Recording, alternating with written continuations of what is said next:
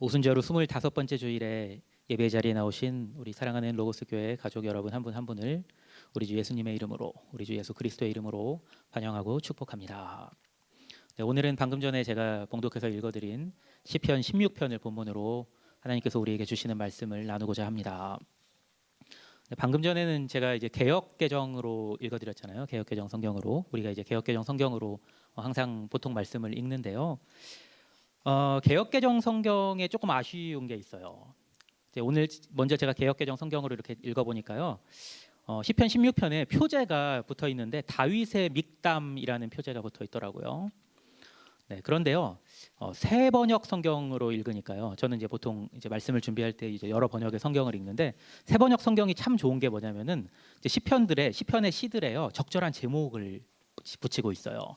그러니까 다윗의 믹담이라는 표제는 이제 당연히 이제 원래 있는 건데 그 위에 또 하나의 이제 표제가 붙어 있는데 뭐라는 표제, 어떤 표제가 이제 개역 개정이 아니라 새 번역 성경에 붙어 있냐면요, 최선의 선택이라는 제목이 하나 더 붙어 있더라고요. 여러분 지금 개역 개정 성경 갖고 계시니까 그 제목은 붙어 있지는 않죠. 한번 혹시 새 번역이 있으신 분들은 새 번역 성경을 찾아보시면 최선의 선택이라는 제목이 이제 다윗의 믹담이라는 그 원래 제목 위에 하나가 더 붙어 있는 걸 발견하실 수 있을 겁니다. 그 글귀, 최선의 선택이라는 글귀를 읽고 말씀을 묵상하는데 말씀이 더 와닿더라고요. 우리에게 주어지는 인생은 몇 번이죠? 이 질문 정말 쉬운데요. 권사님, 우리에게 주어지는 인생이 몇 번이죠? 딱 한 번뿐입니다. 그 어느 누구도 두 번의 인생을 살 수 없어요. 너무나 귀중하고 소중한 인생입니다. 한 번밖에 살 수 없는 인생. 그래서 우리는 누구나 누구보다도 더 나은 인생을 살고 싶어 합니다.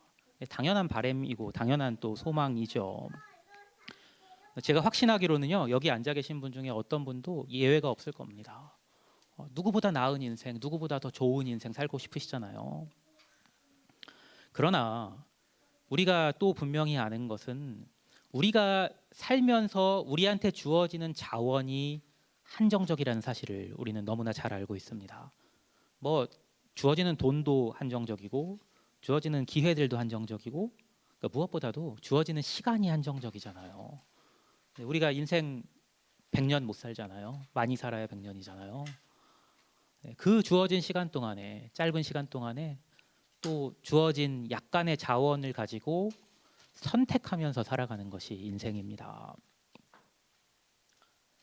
그래서 우리는 매 순간에 모든 것을 다 할 수 없다는 것을 잘 알기 때문에 우리 인생을 최선으로 만들어 주리라고 여기고 생각하는 것들을 매 순간마다 선택하며 살아갑니다. 우리 인생을 최선의 인생으로 만들어 주리라 여기는 것들, 그것들을 살아가면서 최선의 것들을 선택하며 살아가는 것이 우리가 살아가는 인생인 것입니다. 여러분에게 있어서 여러분의 인생을 최선의 것으로 만들어주는 최선의 선택은 무엇입니까? 다윗은 시편 16편을 통해서 자신의 최선의 선택이 무엇인지를 아주 분명하게 말하고 그리고 노래하고 있습니다. 오늘은 최선의 선택이라는 제목이 붙어있는 새 번역 성경을 본문으로 해서 제가 시편 16편 다윗의 노래를 들려드리도록 하겠습니다. 이미 개역 개정으로는 한번 들려드렸으니까요, 봉독해드렸으니까 새 번역으로 제가 한 절 한 절 또 읽어드릴 때 또 다른 느낌, 또 다른 하나님께서 주시는 은혜가 있기를 바랍니다. 다윗은 시편 16편의 노래를 이렇게 시작합니다. 하나님, 나를 지켜주십시오. 내가 주님께로 피합니다. 짧은 한마디 문장이지만요, 이 다윗의 이제 한 구절, 겨우 한 구절이지만 이 짧은 한 구절 속에는 너무나 깊은 의미가 담겨 있죠. 다윗의 인생을 모르고는 그 깊이를 우리는 가늠할 수 없습니다. 다윗이 어떤 인생을 살았습니까? 다윗이 왕이 되기 전에 어떤 일들이 있었습니까? 질투로 인해서 수많은 핍박과 고난을 받았습니다. 심지어 목숨을 여러 차례 위협받았지요. 다 아시죠? 그래서 다윗은 그의 젊은 날 동안에 도망자로서 살아야 했어요. 유랑 생활을 해야 했습니다. 아시잖아요. 다윗의 이야기 보시면은 동굴 속에서 숨어 지내던 때, 또 어디 막 다니던 때, 뭐 여러 도시들, 심지어 이스라엘 땅에서 발붙일 자리를 얻지 못해서 원수의 땅이었던 블레셋 땅으로까지, 또 가사 땅으로까지 이렇게 유랑하면서 살았던 것이 다윗의 젊은 날이었습니다. 여러분은 여러분에게 어려운 일이 닥칠 때 어디로, 그리고 누구에게로 피하십니까? 보통은요, 힘 있는 사람을 찾는 것이 일반적입니다. 그런데 다윗은 그럴 수가 없었어요. 왜 그럴 수가 없었죠? 이스라엘에서 가장 힘 있는 사람, 이스라엘의 왕 사울이 다윗을 질투해서 그의 목숨을 노렸기 때문입니다. 가장 힘 있는 사람이 자기를 노리고, 자기의 목숨을 노리고, 자기를 핍박하고 자기에게 고난을 겪게 하니까 의지할 다른 사람이 없는 거예요. 가장 힘 있는 사람이 그렇게 하는데요. 그런데요, 그것이 사실은 다윗에게는 은혜가 되었습니다. 어떤 힘 있는 사람도 그를 사울 왕의 손에서 구원해낼 수 없었기 때문에 그는 하나님을 의지하였고, 라고 하면 조금 안 와드실 수도 있겠네요. 하나님만을 의지하였고, 그리고 하나님께로만 피했습니다. 그러므로 인해서 다윗은 인생에 아주 중요한 진리를 깨달을 수 있었습니다. 다윗이 이렇게 말합니다. 나더러 주님에 대해 말하라면 하나님은 나의 주님, 주님을 떠나서는 내게 행복이 없다 하겠습니다.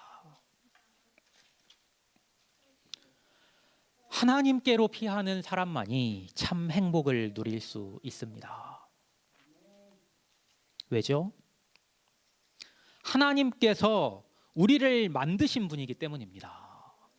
피조물은 창조주와 함께할 때만 인생의 참 의미를 찾아서 참 행복을 누릴 수 있는 것 아니겠습니까? 여러분도 다윗과 같이 하나님께로 피함으로 하나님께서 여러분에게 허락하시는 인생의 참 행복을 경험하시고 누리시게 되기를 우리 주님의 이름으로 축원합니다. 다윗은 이어서 이렇게 노래합니다. 방금 전에는 나더러 주님에 대해서 말하라면 하고서 하나님은 나의 주님, 주님을 떠나서는 내게 행복이 없다 하겠습니다 했잖아요. 이번에는요, 땅에 사는 성도들에 관해 말하라면 성도들은 존귀한 사람들이요 나의 기쁨이다 하겠습니다. 이렇게 노래합니다. 무슨 뜻인지 아시겠습니까? 하나님께로 피하여 하나님을 가까이 한 사람만이 이 노래의 의미를 알 수 있고 이해할 수 있습니다. 예수님께서 부활 승천하신 후에요, 제자들이 예수 그리스도의 복음을 만방에 전하기 시작했죠. 처음에는 물론 예루살렘에서 시작했지만 거기서부터 흩어져 가지고 온 땅에 예수님의 복음을 전하기 시작했죠. 그 복음이 어디로까지 흘러갔습니까? 특별히 바울 때에 이르러서 사도 바울에 의해서 로마 대제국으로까지 복음이 흘러갔어요. 복음의 능력이 있잖아요. 그러니까 로마 제국에도 믿는 사람들이 생겨나기 시작했습니다.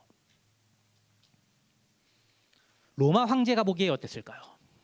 로마 황제가 보기에 어땠을까요? 대제국의 황제인 나를 섬기지 않아? 예수 그리스도를 따른다고 그 이유로 그들을 핍박했습니다.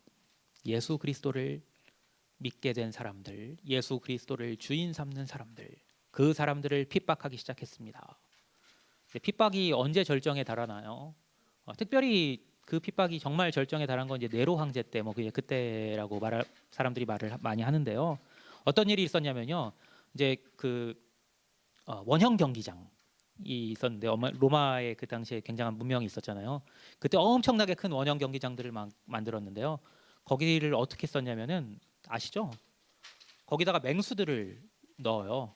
근데 맹수들만 넣은 게 아니라 그 전에 어떻게 하냐면은 그리스도인들을 잡아서 원형 경기장 한가운데다 놓는 거예요. 그다음 맹수들을 풀어 놓습니다. 어떻게 되겠어요? 맹수밥이 되는 거예요.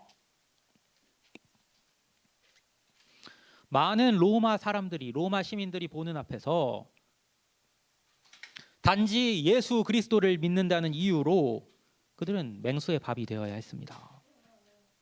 그래서 로마 땅에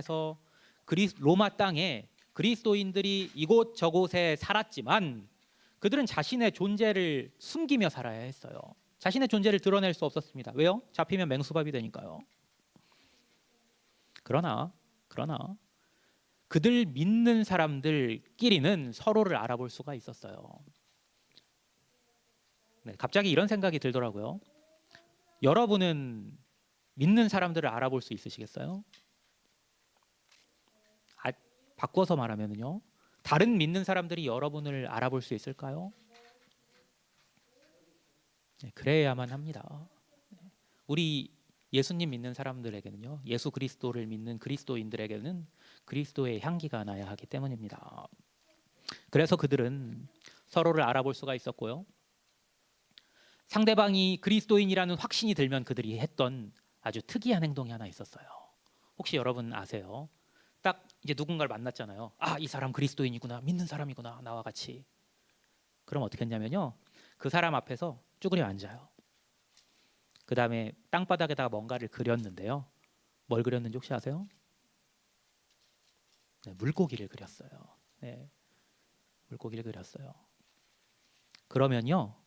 그 사람도, 그 상대방도 그리스도인이면은 얼른 다시 땅바닥에 앉아가지고 그 사람도 앉아가지고 그 물고기 앞에다가 또 다른 물고기를 하나 그리는 거예요.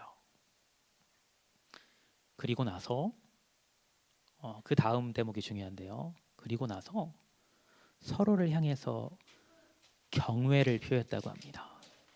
서로를 향해서 경외를 표하고 그리고 의미심장한 미소를 서로 나누고 돌아섰다고 합니다. 네, 물고기 그림은요. 이제 사실은 이유가 있어요. 뭐 이제 헬라어랑도 사실 연결이 된 건데요.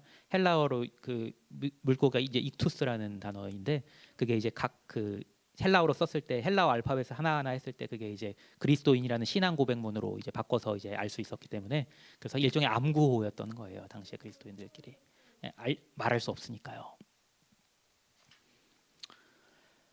하나님을 진짜로 가까이 하는 사람에게는 자기와 같이 하나님을 가까이 하는 다른 사람을 누구보다 존귀한 사람으로 여기게 되고 그의 존재가 말할 수 없는 기쁨이 됩니다.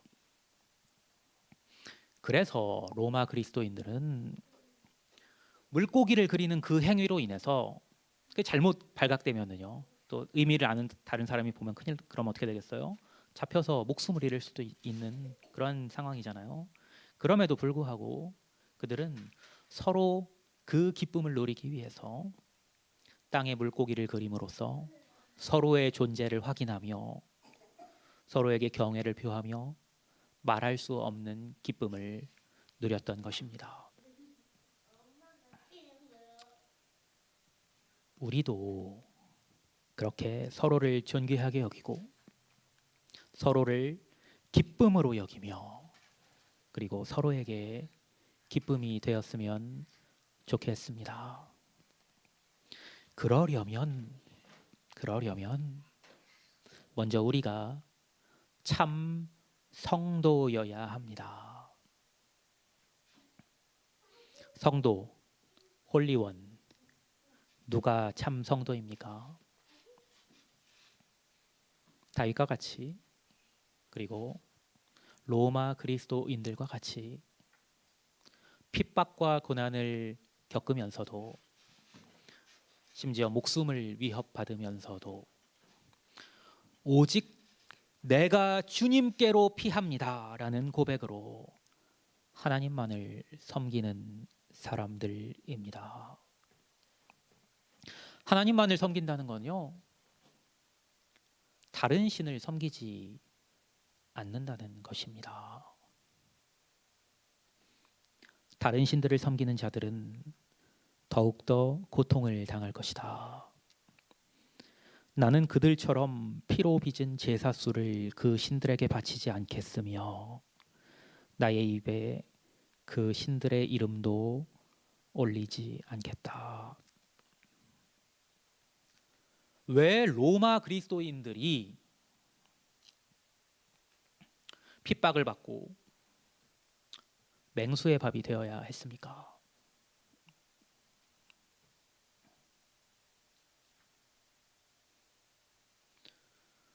두 주인을 섬길 수 없었기 때문입니다. 하나님을 섬긴다고 말하면서 로마 황제에게 무릎을 꿇을 수도 있었습니다. 실제로 그렇게 하는 사람들이 있었죠, 당시에도. 그러나 참 성도, 참으로 거룩한 사람은 하나님만을 의지하고 하나님만을 섬깁니다. 왜냐하면 하나님을 떠나서는 참 행복을 누릴 수 없다는 사실을 알기 때문입니다.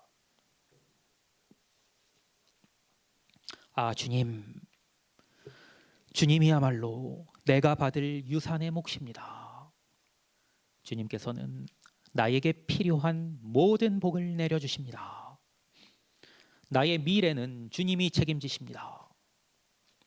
줄로 재어서 나에게 주신 그 땅은 기름진 곳입니다.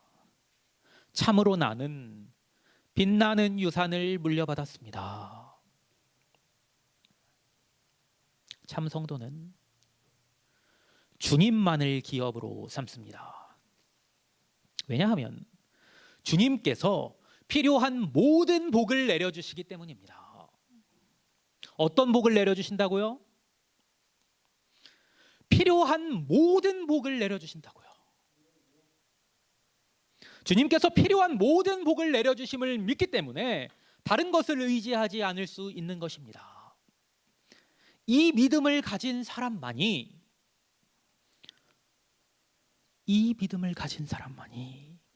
한 번밖에 주어지지 않는 너무나 소중한 자기 인생의 미래를 주님께 온전히 맡기고 내어드릴 수 있습니다.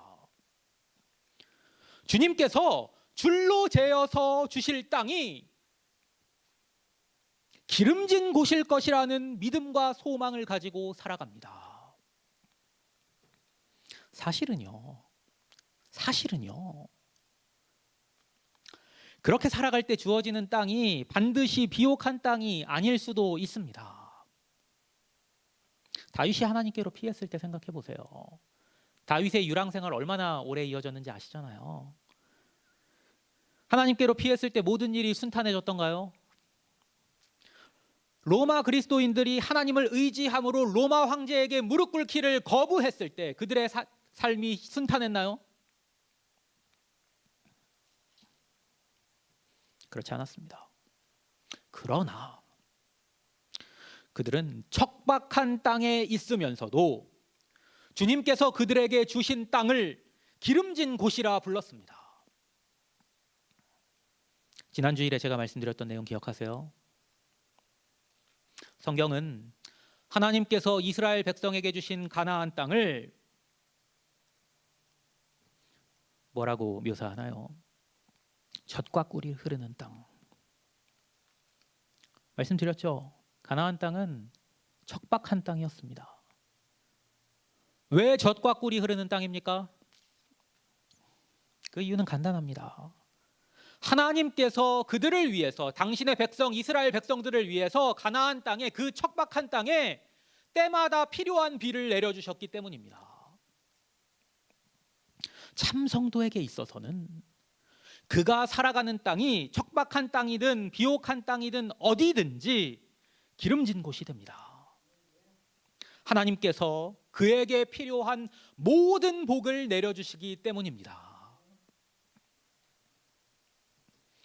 다윗이 유랑 생활을 하면서 행복했을까요? 로마 그리스도인들이 숨죽이면서 자신의 존재를 숨기면서 살아갈 때 그들은 행복했을까요? 어떻게 생각하세요? 그들은요, 누구보다 행복했을 것입니다. 주님께서 필요한 모든 복을 내려주시고, 그리고 줄로 재어서 기름진 땅을 그들에게 내려주셨기 때문입니다. 그들은 그곳에서 하나님께서 그들에게 주시는 빛나는 유산을 받아 누렸습니다. 주님께서 날마다 좋은 생각을 주시며 밤마다 나의 마음에 교훈을 주시니 내가 주님을 찬양합니다. 주님은 언제나 나와 함께 계시는 분, 그가 나의 오른쪽에 계시니 나는 흔들리지 않는다.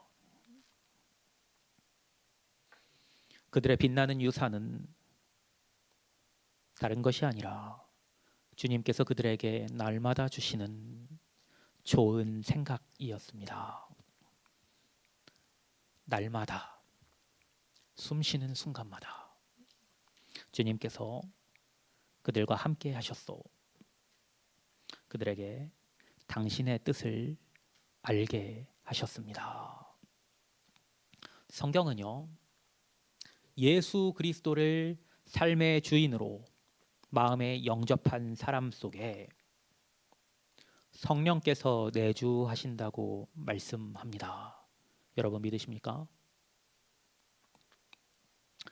여러분이 예수님을 여러분의 삶의 주인으로 영접하셨다면 여러분 안에 지금 이 시간에도 성령께서 내주하셔서 하나님의 뜻을 여러분에게 알게 하십니다. 어떻게 살아가야 할지에 대한 좋은 생각을 여러분에게 주십니다. 우리는 그걸 따라서 살면 되는 겁니다.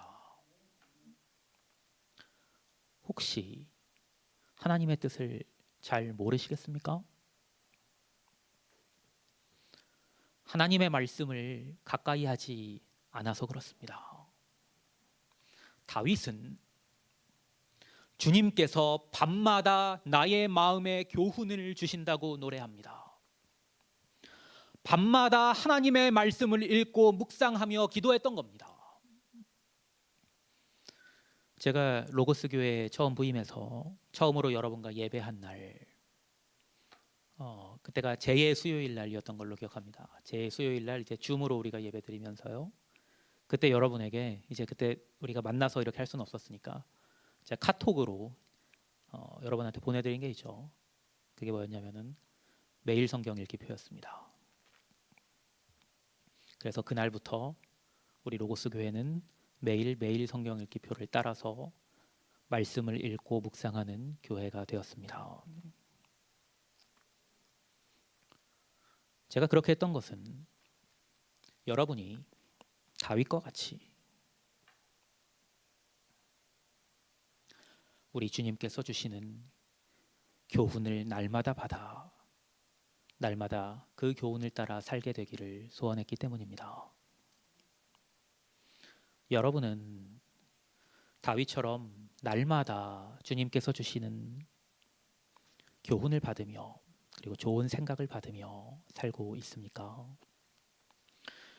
그것으로 인해서 우리 주님께 감사하며 우리 주님께 찬양을 올려드리는 삶을 살고 있습니까?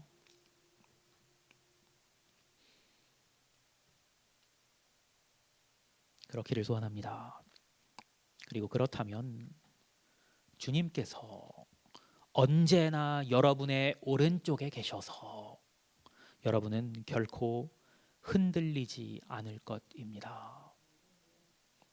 그리고 여러분은 다윗과 같이 이렇게 노래하게 될 것입니다. 주님, 참 감사합니다. 새번역 성경이 참 좋더라고요. 번역이 9절 10절이에요. 주님, 참 감사합니다. 이 마음은 기쁨으로 가득 차고 이 몸도 아무 해를 두려워하지 않는 까닭은 주님께서 나를 보호하셔서 죽음의 세력이 나의 생명을 삼키지 못하게 하실 것이며 주님의 거룩한 자를 죽음의 세계에 버리지 않으실 것이기 때문입니다. 생각나는 다윗의 시 있으시죠? 내가 사망의 음침한 골짜기로 다닐지라도 해를 두려워하지 않을 것은 주께서 나와 함께 하심이라. 주의 지팡이와 막대기가 나를 안위하시나이다. 시편 23편 다윗의 시는 이 맥락에서 나온 것입니다. 지난 주일에 시돈의 왕 엣바알과 시돈 땅 작은 마을에 몸을 숨기고 머물렀던 엘리야의 인생을 대조적으로 말씀드렸습니다. 그들의 이름만으로 그들의 인생이 대조됩니다. 그들의 이름 뜻이 어떻게 된다고 했죠? 엣바알, 바알 신과 함께하는 자. 엘리야는 무슨 뜻이라고 말씀드렸습니까? 엘리야, 나의 하나님이, 나의 하나님만이 여호와이시다. 여러분도 다윗과 같이 그리고 엘리야와 같이 다른 신들을 섬기기를 거부하고 오직 여호와 하나님만을 섬길 때 이 감사의 노래를 즐거이 우리 주님께 올려드릴 수 있게 될 것입니다. 시편 16편 마지막 절을 천천히 읽어드림으로 설교를 마무리하도록 하겠습니다. 주님께서 몸소 생명의 길을 나에게 보여주시니 주님을 모시고 사는 삶에 기쁨이 넘칩니다. 주님께서 내 오른쪽에 계시니 이 큰 즐거움이 영원토록 이어질 것입니다. 사랑하는 여러분, 행복하고 싶으시죠? 여호와 하나님만을 섬기고 그분의 지키심을 구하며 그분께 피하는 자만이 인생의 진정한 행복을 경험하고 누릴 수 있습니다. 우리 주님께서는 우리에게 필요한 모든 복을 내려주시며 우리의 미래를, 우리의 인생을 책임져 주십니다. 우리 주님을 가까이 함으로 주님께서 날마다 주시는 좋은 생각과 교훈을 받아 그대로 행하며 날마다 주님을 찬양하는, 그래서 흔들리지 않는 여러분 되시기를 우리 주 예수 그리스도의 이름으로 간절히 축원합니다.